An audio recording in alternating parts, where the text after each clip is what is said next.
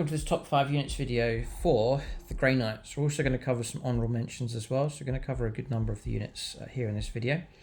But I'm picking out the strongest units, and it's not always the hardest hitting, but also good tactical choices as well. I've always been a fan of the Grey Knights, love the colour scheme. It's a shame that not all the models have been resculpted. They are desperate for resculpts and for modernisation, but there's some stuff going on, some new resculpts going on, such as the Grandmaster and the Nemesis Dreadknight configuration, but still waiting for the main resculpts from Games Workshop. But anyway, brilliant faction, real different feel to them compared to regular Space Marines. So we'll get stuck in. For discount 40k, to start collecting Grey Knights, get a hold of the Codex, get a hold of the cards. It's gamingfigures.com, link for them in the video description below. And then for Battle Mats, I've got an example here of the Defiled Monastery Snowy version here from GameMat.eu. It'd look really good with a Grey Knight army. You can check out GameMat.eu for your supplies. Battle mats in all shapes and sizes. Also pre-painted terrain sets available from them as well. So link for them below. Still really such an impressive army. They really do look good, the Grey Knights. There are some nice resculpts, like Crow, for example, the resculpt on him. But I don't know, if they resculpted things like Terminators and Paladins, which look good, but the resculpts though could be fantastic. Link below for GameMat.eu. There's a discount code you can use as well with them. So bear in mind the army rules to consider these units. So if you're playing a strike force size game, at the end of your opponent's fight phase, you can lift units that are not in engagement range from the board, put them into your reserve, and then bring them back in again. So it's quite a jumpy type army. Very dynamic. You're able to move around the table, relocate, remove units, bring units in. So that's the kind of theme going on with the Grey Knights. So bear that in mind. Their ability to Eldar Space Marines almost. Their ability to move around so quickly around the board, which is a great, dynamic, fun way to play. We're going to go to honourable mentions first of all. So these units haven't made it into the top 5, but they're still very good units. So starting off with the Grandmaster is a great option to take. You got 7 wound character, 2 up save, 4+ invulnerable save, toughness 5, like really solid start. You got deep strikes. This is all going to help with having deep strike is very useful indeed, especially if you're removing units then dropping them back in. You can go for a number of weapons with him. Take an incinerator. I'll cover these profiles now, so you can all cover torrent weapon, range 12. If you're deep striking in, just over 9, so you can get in range with it. D6 attacks, strength 6, save -1 damage. You can take a silence on him as well, so it's precision. Go after characters. Sustained hits 1, straight 6 attacks, really good, range 24, 2 hits, strength 5, AP 0 and 1 damage. You got Psych Cannon can be given to him, 3 attacks, D 2s, strength 8, -2, -1 and 2 damage. And you can take a regular Stormbolt on him as well. Then you go for the Nemesis Force weapon as the standard weapon, 5 attacks and 2s, strength 6, save -2 and 2 damage. Pretty decent profile, tough character. A number of different options you can go for with him. So abilities here: Warrior Strategist. Once per battle round, 1 model from your army with this ability can use it when its unit is targeted with a stratagem. If it does, reduce the CP cost of that use. So it's like a Space Marine Captain, basically, -1 CP. Which is very useful. You can stick them in a unit. There's bound to be stratagems you want to use from your detachment or regular stratagems. He'll help out with that. And then the Might of the Titan. Once for battle at the start of the fight phase, this model can use this ability. If it does, to the end of the phase, add 3 to the attacks and strength characteristic of melee weapons equipped by this model. So you can soup him up to make him a bit better. The other thing about the Grandmaster is a non-epic hero, so you can start adding enhancements onto him as well to buff him, his war gear, or the unit that he's with. So pretty solid choice there with the Grandmaster. Next one is the Brother Captain. So like a Terminator type character, is going to give you deep strike, 2 up save, 4+ invuln, toughness 5, 6 wounds, nice number of wounds with this character. You're going to bury him inside a unit as well. Your Grandmaster can join Brotherhood Terminators and Paladins. Same with this Brother Captain as well. Brother Terminators and Paladins as well. Same weapon loadouts you can go for with him. And really, we'll just skip over to the abilities. So this time around, you can take Hammer Hand, which is a psychic ability. Whilst this model is a leaner unit, Melee weapons equipped by models in the unit have the lethal hits ability, so he's acting like a lieutenant for you. Just seeing if you can bring him in alongside other characters and like it. But if lethals is what you want, perhaps you're fighting against a lot of tough targets, very tough heavy infantry, vehicles and monsters, and you want your infantry to strike them better, then lethal hits is a great way to do that. And Eye of Judgment is a psychic ability. Each time this model makes an attack, you can reroll the wound rolls. So again, you're fighting against tougher targets, you can reroll your wound rolls with him, which is useful as well. And again, Brother Captain, a non-epic hero, you can start adding enhancements on top of him as well. So cheap-ish enough characters that you can customize and giving out some pretty good buffs to their units. Next one's completely different. I'm wondering if it's in the book.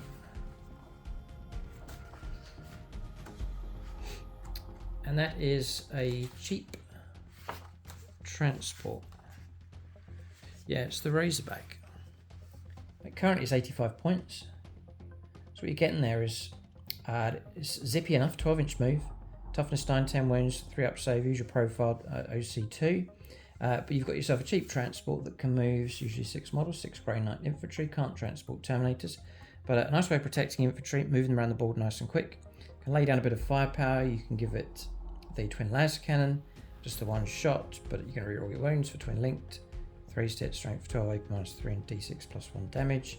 You can go heavy bolter if you want. You can stick a storm bolter on it, you can take a hunter killer missile for a bit of extra anti-tank with it also. And then the reason why I've put it in here is the buff. Fire focus. In your shooting phase, after this model has shot, select one enemy unit hit by one or more of those attacks. Until the end of the turn, each time a friendly model that disembarked from that transport makes an attack that targets that enemy unit, improve the AP characteristic of that attack by 1. Just makes an attack. So it looks like that's going to count for shooting and close combat. The same enemy unit can only be affected by the ability once. So extra AP -1. Let's see if we're going to assist your unit with close combat or shooting or both. That's quite handy, and there's some great combos you could do with that. Some small little squads. I'd give them a bit of extra AP minus, especially for like flamer type units. That's great. So a little ambush type unit, decent buff, bit of protection, 85 points is a bargain over the Razorback, and they do actually look really cool painted up for the Grey Knights. So it's something to consider for sure. Next is, we're going back to characters. I don't really put many characters in the top 5 because standalone they're okay, but it's more hardcore type units I put into the top 5. But we're looking for the Brotherhood Librarian is another good HQ option. Again, you can add enhancements onto this model as well. It's not going to cost you too much in points. 5 wounds this time, but 2 up save, 4+ invulnerable save. You bury him inside a unit of Terminators or Paladins. The Force Weapon, 4 attacks, 2 stat strength, 6 -1 and 2 damage. Then, yeah, he's got Vortex of Doom. So it's Blast Psychic, range 18, D6 +3, a real solid amount of shots. It's got Blast as well. It's an amazing weapon actually. 3s to hit, Strength 8, -2 and 2 damage. It's a real good bit of shooting available from him. Like a full-size Chaos Space Marine 10-man squad, you're going to get D6 +5 shots. At a really cool drop. It's a real good weapon. And then there's a combi weapon there as well. You got Deep Strike. The idea is it accompanies another unit. And then Sanctic Hood. Whilst this model's leading a unit, models in that unit have a Feel No Pain 4+ against psychic attacks. So that's for the whole unit, just for psychic attacks though. And then Hallowed in Soulfire. Whilst this model is leading a unit, that unit can only be selected as a target of a ranged attack if the attacking units within 18. God, it's huge. It's massive. So I would run a Brotherhood Librarian. Because one of the dangers is you take a Paladin squad or a Terminator squad and you just start getting targeted from all over the table. This is going to shut down a lot of it with Lone Operative 18 on the whole unit. So I think the Brotherhood Librarian is borderline top 5. He's a very, very good option. Solid choice to take. And if you can pick a real good enhancement to add to him, it'd be a great move. And he's cheap enough, you can have plenty of other HQs, not going to be too bad on your points budget. One more honourable mention. A bit more of a solid HQ choice now. It's Grandmaster Voldus. a bit more of a close combat punch ability. Nice solid 7 wounds, nice resculpt with a model, 2 up save, 4 plus invulnerable save. He's got Searing Purity Shooting, which is D3 plus 1 shots at 2s to hit. Strength 12 minus 2 and 2 damage. Like great shooting ability. It's devastating wounds as well. And then the Malleus Argum, however it's pronounced. 5 attacks, 2s to hit. Strength, and that's like a hammer, I think, and it's still hitting on 2. Strength 10 minus 2 and 3 damage. Brilliant weapon. Now, on top of that, and again, he's leading Paladin's Terminators. You've got Sanctuary, psychic ability. Whilst this model's leading a unit, each time an attack targets that unit, it's -1 to hit roll. So built-in stealth almost with them. Great. And then Hammer Flame. Each time this model's unit is selected to fight, you can select one enemy unit within engagement range of this model's unit and roll 1d6. On 2 to 3, they take a mortal wound. On 4 to 5, they take d3. And on 6, they take d3 plus 3. Great if you're perhaps up against something really tough or a vehicle or a monster. Every wound helps. You're just going to get that every time you fight. Yeah, and it's actually really good. It's really good for the long fight. If you're going to build a big blob of Paladins or Terminators and you're there for the long grind, you're fighting across a central objective and the attacks keep coming in. This isn't once per battleground, this is each time you fight. So remember, it's going to be your turn, the opponent's turn, your turn, the opponent's turn. And usually it's like D3 mortal wounds, D3, and just keep going. That's a nice bonus, just remember to use it, but real good. So Voldus, I think, is a great option. Obviously he's going to be buried and protected inside the unit that he joins. So those are honorable mentions. Those are all really good choices. Some of them are borderline top 5. Next, we're going to push into the top 5. My top 5 choices, if I was running Grey Knights, these are the units I would seriously consider putting in because they're going to give you real solid choices. Not just because they are the hardest hitting, some of them are, but others are more tactical choices. You've got to try and win the game, and that means relocating around the board, fulfilling secondaries, holding objectives, being able to counter-attack and move swiftly. So all of those are vital elements of winning at 10th edition as well. So bear those things in mind. First is a combo. So it's going to be a character unit. So we'll do this unit, it's pretty obvious what it is, but Purifiers first of all. So with these, you have Deep Strike, which is crucial, but you've got your army abilities, so you're going to be able to pick them up at the end of the opponent's fight phase and so on. So Purify, standard space marine, toughness 4, 2, no, they're not. They're 2 wounds with a 2 up save base, which is really helpful, actually. And then the standard loadout for them is Purifying Flame, Storm Bolter, and Nemesis Force Weapon. So Nemesis Force Weapon, go to that. You're going to get 3 attacks, 3s to hit, strength 6, 8 minus 2 and 2 damage. Like for a standard space marine type weapon, it's a fantastic close combat weapon. So really, really good. And then the loadout, you can take between squads of between 5 and 10, with a Knight of the Flame as the squad leader, and then 4 to 9 Purifiers. For every 5 models in the unit, up to 2 Purifiers can each have their Storm Bolter and Nemesis Force Weapon replaced with one of the following. So if you're taking a squad of 5, 2 of these can swap out. If you're taking a squad of 10, 4 of them can swap out and take an Incinerator and a close combat weapon. The Incinerator is going to give you Ignoring Cover Torrent, range 12, and then D6 hits, strength 6, 8 minus 1 and 1 damage. So really good weapon. It's going to give you burning light infantry units, flushing units out of cover, a bit of Overwatch ability with the unit as well. Or you can go for a Silencer and close combat weapons. You can take 2 of those or 4 of those if the squad's large enough. So the Silencer is going to give you range 24, 3 attacks, 3 to hit, strength 8 minus 1 and 2 damage. Or you can go for Psy Cannons and a close combat weapon. So that stat line I just read out was actually for the Psy Cannon. The Silencer is another option, which is Precision, Psychic, Sustained Hits 1. We've covered this already with the stat line at the beginning. With the Grandmaster, 6 attacks, needing 3, strength 5, AP 0 and 1 damage. So you've got a nice dynamic unit, different loadouts you can go for with shooting, or you can go exclusively close combat, whatever you want to do. And then their ability, Sanctity of Purpose. Each time on this unit makes an attack, you can reroll wound rolls of 1, and this is what's pushed them into the top 5. If the target's in engagement range, if the target's in range of an objective mark, you can reroll the wound roll. That's huge. Whenever you see reroll wounds, It's always strong in 10th edition. So the whole unit's going to get it if you're fighting for objectives. And what are you doing in 10th edition? You're usually trying to fight to control objectives. So it's a major part of the aim of the game.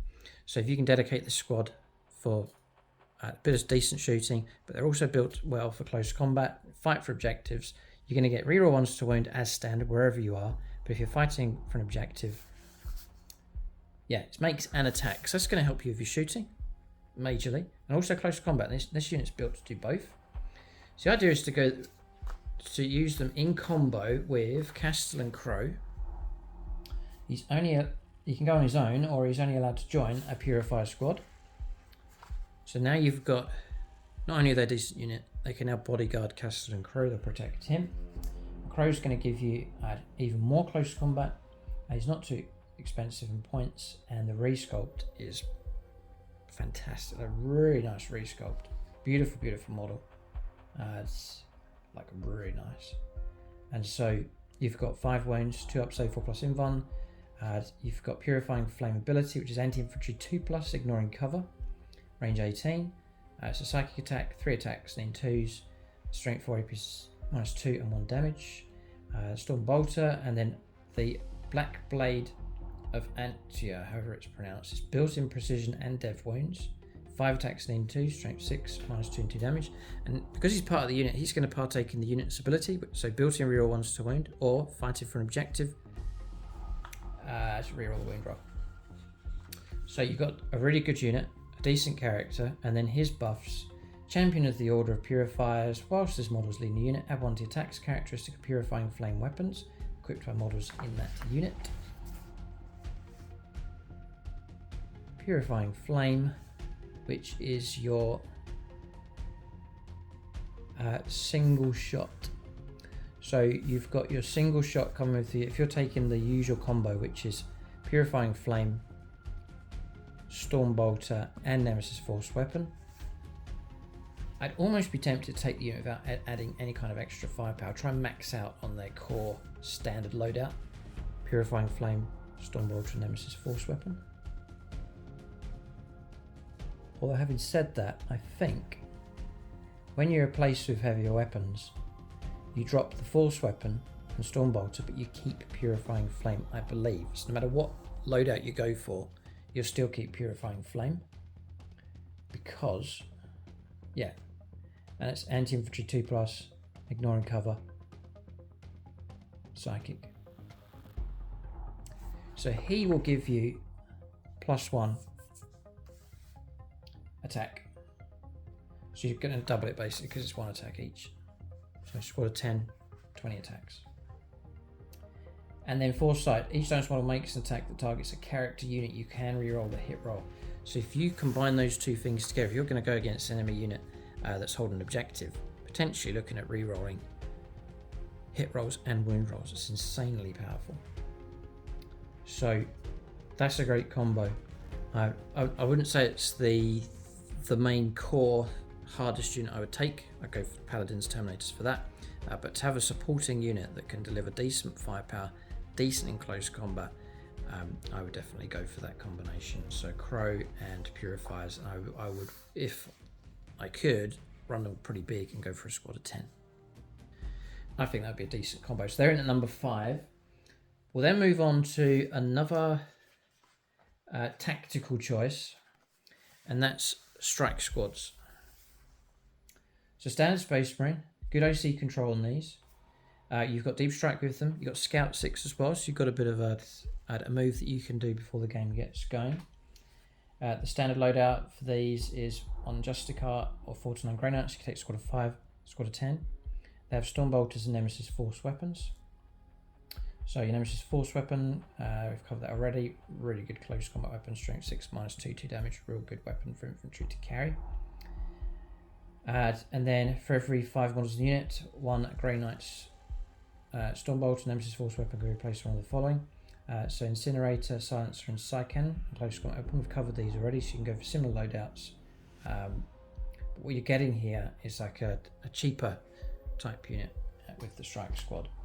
And then Sanctifying Ritual, so psychic ability. At the end of your command phase, if this unit is in range of an objective marker you control, that objective marker remains under your control until your opponent's level of control over that objective marker is greater than yours at the end of a phase. So sticky objective basically with that. So with strike squads, you've got the units that can, going by the army rules, unit can drop down and be removed. It's a unit that I would use in small numbers, so squads of 5.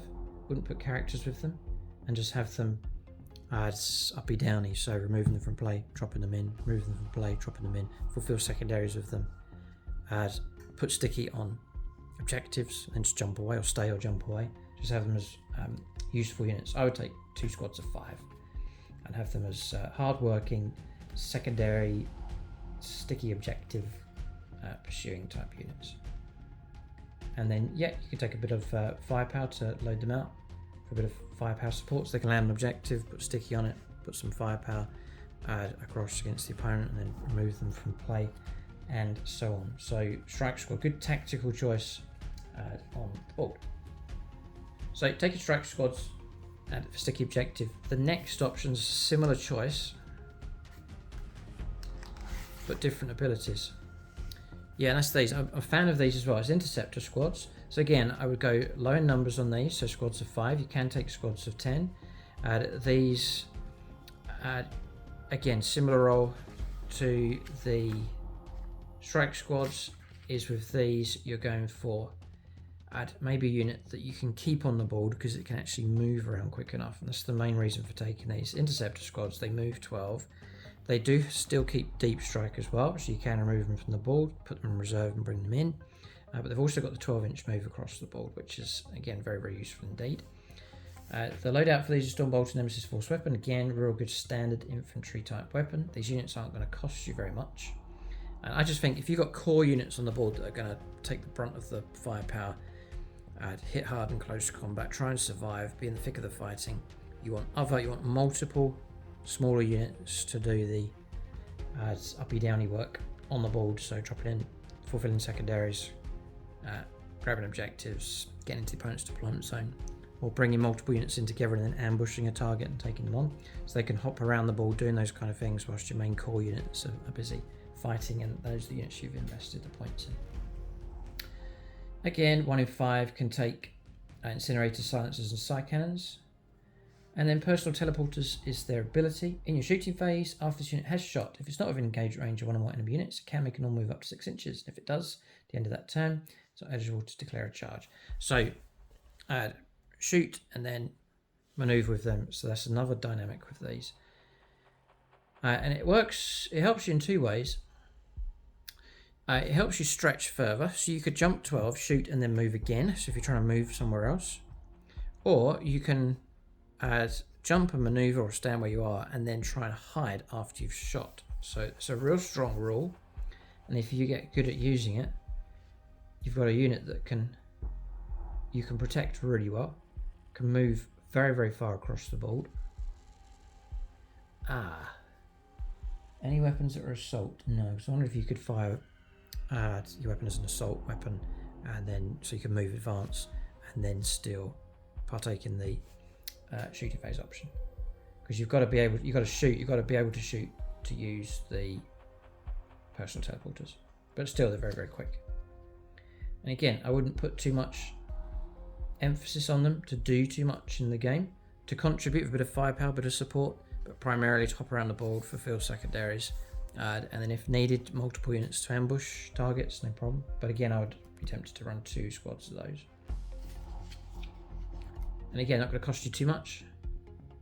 Yeah, maybe go for a double strike squad, double interceptor squad, something like that. Just have them hopping around working hard for you on the table. Okay, so we've gone through the Crow Purifier combo, interceptors and strike squads, hard-working units that can help you pick up points. We'll go for some tougher nuts now. So I've merged these 2 together. They're actually the same plastic kit. You can build one or the other. I like both. And that is Brotherhood Terminators or Paladins, which I always like the look of. You could do 1 squad of each. The way the rules work, I would go down. These are the units that are going to stay, usually. So where they land or where they're deployed, they're going to stay on foot and fight throughout the game. Fight for the central objective, fight for a left-hand objective. That kind of role for those in the battle. So I need survivability, durability, and then I put a character in with them as well to try and make them as punchy as possible. Volders, for example, in with them. So we'll look at the Terminators first of all. Similar loadout, but there's some different abilities between Terminators and Paladins. So you're just going to have standard Terminators really, movement 5, toughness 5, 2 up save, 4 plus invuln, 3 wounds. It's a real tough profile, it's really good. And then there are OC2, so they are perfect for fighting for objectives. You need them to survive throughout the games. I would try and go for squads of 10. You can take squads of 5, but I would go 10s on these. Whatever character you take is going to give more and more buffs to you if the unit's bigger. And also their ability, I'll bring it in here as well. Trying to keep them as big as possible and to survive as long as possible. I mean, you can partake in this Apothecary's Nafisium. In your command phase, if the bearer is not destroyed, you can return one destroyed model excluding characters to the bearer's units. The ability to resurrect a Terminator is fantastic. So you've got a rock solid unit, but can it hit hard? Remember, they've got Deep Strike as standard for Terminators. You've got Force Edge, which is psychic ability. Each time model on this unit makes a melee attack that targets a unit, excluding monsters and vehicles. Improve the AP by 1, so a bit of extra -1 bite. And you don't need to charge, you just get it. You don't need to worry about, oh, these need to charge. You're just going to have that built in as standard when you're fighting, so that's really good news. And the standard loadout for them is a Stormbolter and Nemesis Force weapon. So your firepower Stormbolter isn't going to be that great. So yes, you could take some firepower. Primarily, I would take these for close combat, so that they can fight whatever attacks them, or whatever they attack, you want to try and win with. So that would be my priority. Bit of firepower though can be fine. Yeah, because you can replace the Stormbolter with the shooting weapon. So it looks like you're going to retain your Nemesis Force weapon. Fine. So I would, in which case, for every 5 models, I would take one of the weapons. Incinerator, Silencer, or Psycan. With a Terminator, your Nemesis Force weapon, you're going to get 4 attacks this time around. Real good solid base of attacks, 3s to hit, strength 6, -2 damage. So we're striking well against light and medium infantry, Space Marines and so on, but what about heavier stuff? So it then says, one Terminator can have his Stormbolter replaced of Nafisium. It's just a no-brainer. Take that to restore models back to play. And that has so many uses for it. You're not only getting the model back, but you can, if you're trying to move somewhere, you can deploy the model with incoherence just ahead to try and gain a few more inches with your move. So that's very helpful indeed. And then you can take a banner. One Terminator Stormbolter can replace with one of the following. So you can take an Incinerator and Ancient's banner, a Silencer and Ancient banner, a Psycan. Oh right, there's access to your second heavier weapon. One Stormbolter and Ancient's banner. So you can gain the banner, an extra shooting weapon, and the banner is going to give you +1 to OC. God, I'd definitely take squads of 10, OC3, stick a real good character in there, and have them in there for the long war, the long fight. And that's it though for close combat. Okay, bit weird. The picture here has them with mixed weapons. You can see a hammer in the picture. The halberd, I think it was originally, but it looks like a Nemesis Force weapon. No. Oh dear. Okay, so that's it. So this is a choppy chop unit then, but not so smashy. Strange one. I'm sure you used to be able to load those out differently. So we'll go to the Paladins then. This may be where the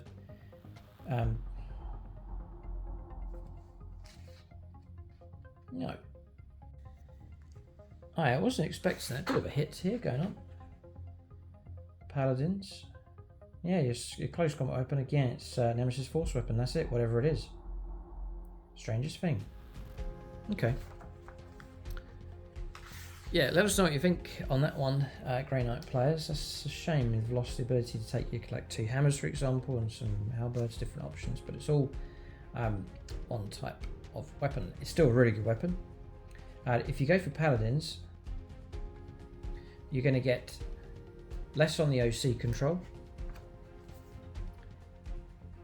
Your same kind of loadouts. You take the Narfesium again, restoring models back to play.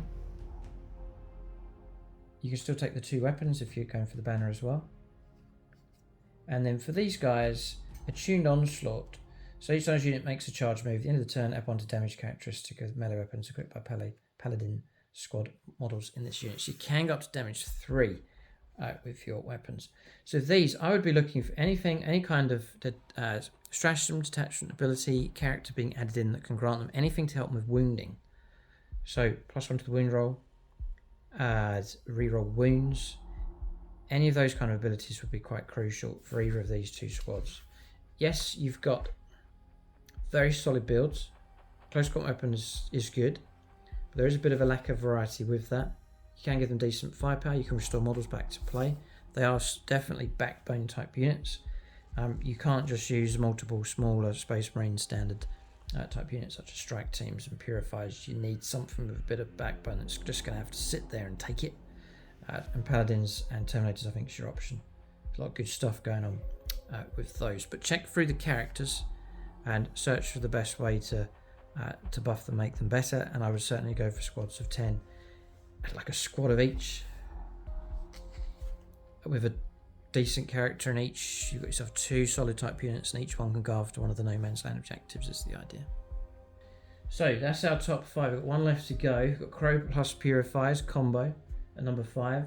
Strike teams, good option. Interceptors, a good option. Terminators and Paladins, another good option. There is an honourable mention which I didn't cover. We'll talk about it now just before we come to the main option, or the main choice. Yeah, it talks about things that are able to strike harder. In fact, I'll lump these in at number 1. So if you go for either of these 2, because the top one is the Nemesis Dread Knight Grandmaster configuration, but Nemesis Dread Knight, solid as a rock choice. I've always loved the sculpt on these, and they've always been decent enough in the game. They're OC 4, 8-inch move, toughness 8, a 2-up save, and a built-in 4+ invulnerable save. So that 4+ invulnerable save is going to make a massive difference. If a 5's okay, anything less than that, they're in trouble. But a 4+ invulnerable save is massive. 13 wounds, real good number of wounds as well. So they're built better than your standard tank. An OC4, which I mentioned already, like, not too bad. So these have deep strike as well, so they're fantastic. Indomitable Spirit, psychic ability. This model is eligible to shoot and declare a charge in a turn in which it advanced or fell back. Again, massive strength for these.